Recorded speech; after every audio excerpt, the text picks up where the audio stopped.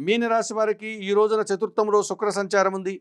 సృజన సహకారంతో అనుకోకుండా ఒక కార్యక్రమాన్ని దిగ్విజయంగా పూర్తి చేస్తారు. మంచి ఫలితాలను అందుకుంటారు.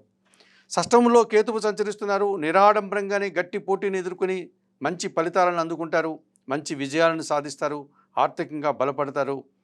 శత్రువులు సైతం మిత్రులుగా మారేటువంటి పరిస్థితి ఈరోజు మీకు ఎదురవుతుంది. చతుర్థంలో గురువు సంచారం వల్ల కుటుంబపరమైనటువంటి కొన్ని కార్యక్రమాలు సునాయాసంగా పూర్తి చేస్తారు. వృత్తి ఉద్యోగ వ్యాపారాల్లో అభివృద్ధిని సాధిస్తారు. విద్యా సంబంధమైన విషయాల్లో కూడా సత్ఫలితాలను అందుకుంటారు. పంచమంలో బుధుడు సంచరిస్తున్నాడు. వ్యాపారపరమైనటువంటి విషయం కానీ, కుటుంబపరమైనటువంటి విషయంలో కానీ, ఆర్థికపరమైనటువంటి విషయంలో కానీ ఒక అసౌకర్యాన్ని, ఇబ్బందిని మీరు ఎదుర్కోక తప్పదనిపిస్తుంది. తెలుపు రంగు వస్త్రధారణ చేయండి. సీతారామచంద్రమూర్తి దర్శనం చేసుకోండి. శ్రీరామ రక్షాస్తోత్రం పారాయణం చేసుకోండి. పెసరపప్పును పేదవారికి దానం చేయడం వల్ల మరింతగా మంచి ఫలితాలను అందుకోగలుగుతారు. మేషం నుండి మీనం వరకు గల ద్వాదశ రాశుల వారికి గోచార రీత్యా దిన ఫలితాలు చెప్పడం జరిగింది.